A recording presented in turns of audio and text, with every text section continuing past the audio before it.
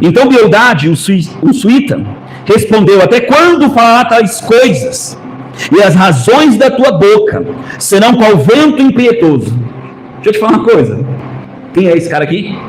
Amigo. Ele está dizendo assim: ô, cala a boca, você fala besteira. Quem é tu? Não, pastor, que isso? Não é amigo não. Não, não é amigo.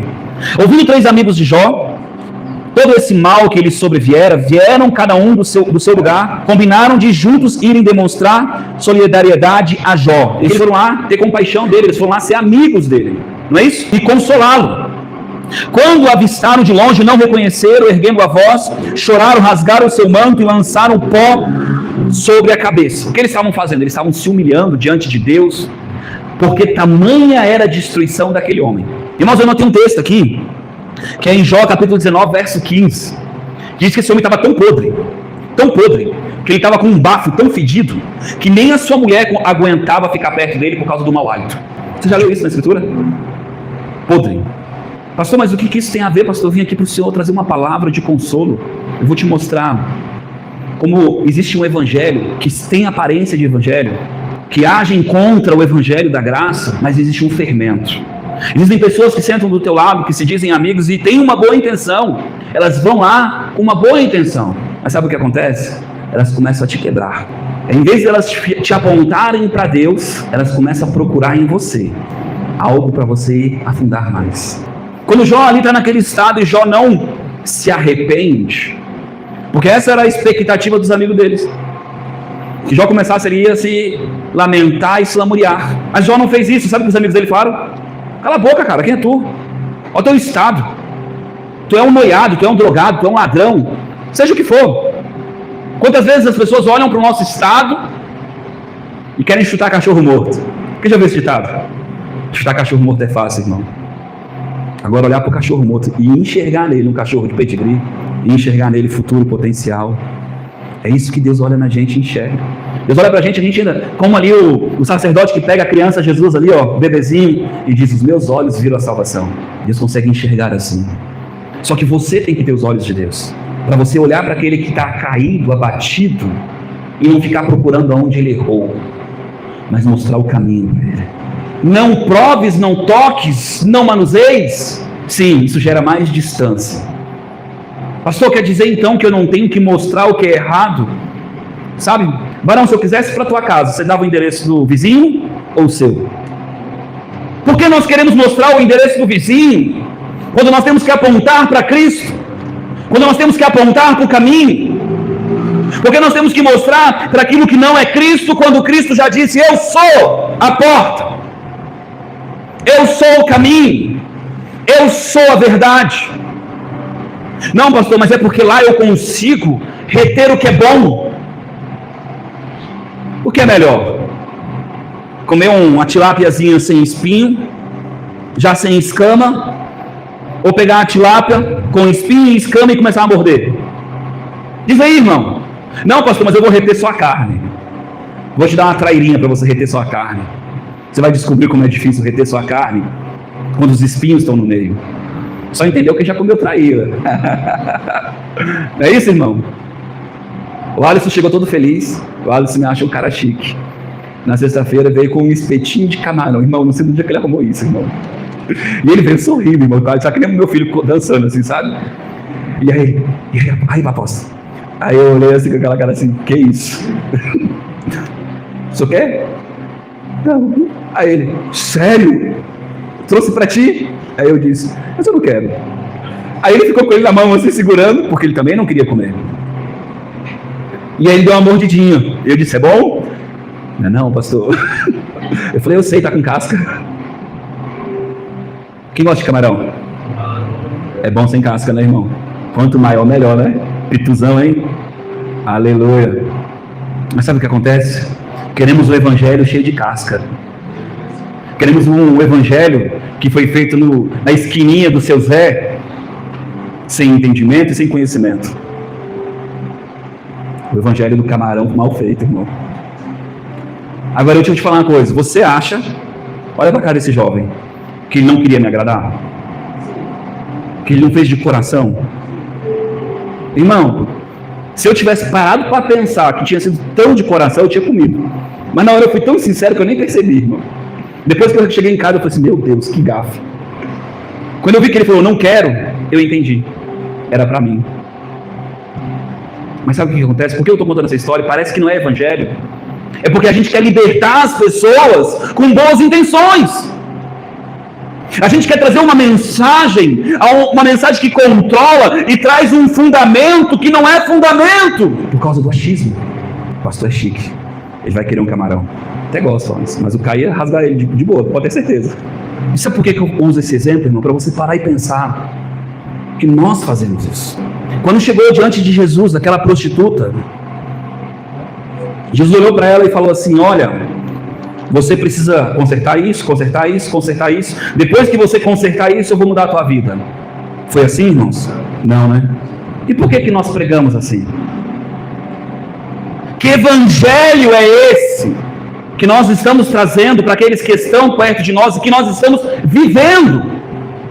Nós vamos orar diante de Deus e nós ficamos, eu não fiz isso, eu não fiz aquilo outro, eu não fiz aquilo outro. Deus não vai me ouvir. Olha Jó correndo lá fazendo uma oferta. Meus filhos vão fazer algo errado e eu preciso cobrir eles. Quem tem dúvida que Deus quer que a gente conheça Ele?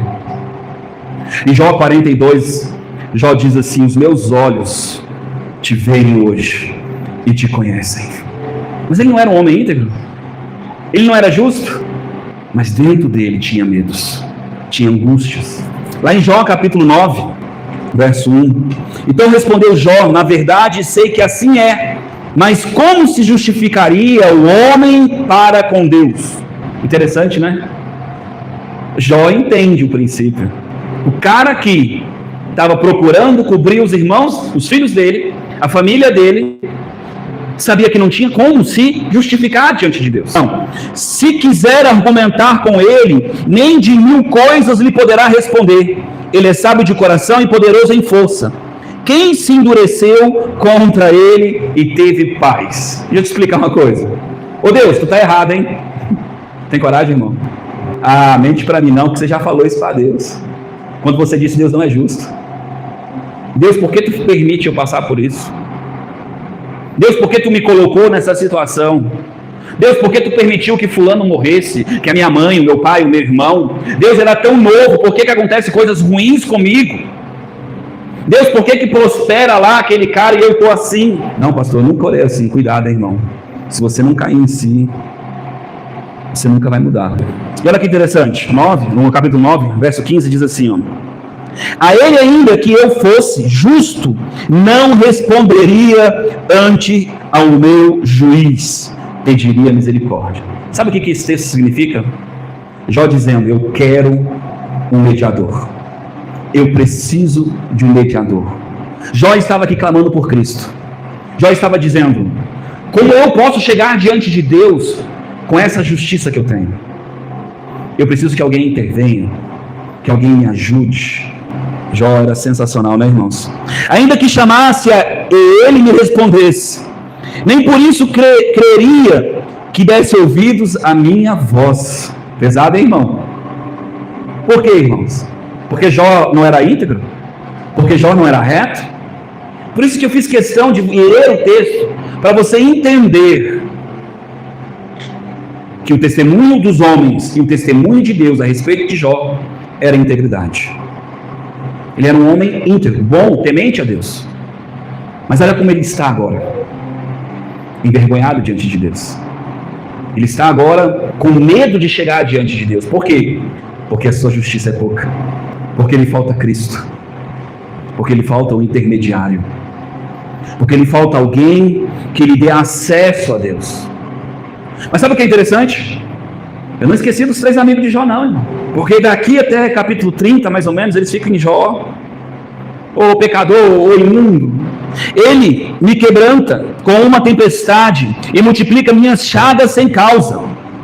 Não me permite respirar, antes me farta de amarguras. Se fosse uma questão de força, ele é poderoso. Se fosse uma questão de justiça, quem incitaria? Deus está errado. Quem vai falar isso para Deus? Se eu me justificar, a minha boca me condena.